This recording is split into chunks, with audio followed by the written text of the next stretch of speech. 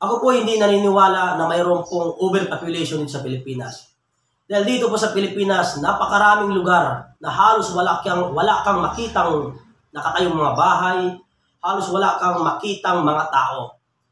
Sinasabi nila na overpopulation daw dito sa Pilipinas dahil yung supply para sa pangailangan ng tao ay sobrang kulang.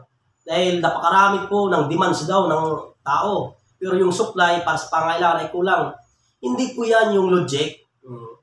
Palagi po kulang talaga ang supply para sa pangailangan ng tao. Dahil maraming tao dito sa Pilipinas, ang tamad, mayayabang, umaasa lang sa mabibili o makikita sa mga palengke, sa mga merkado, sa mga syudad. Ayaw nila magtanim, ayaw nila magpunta sa bundok para magtanim ng mga pagkain,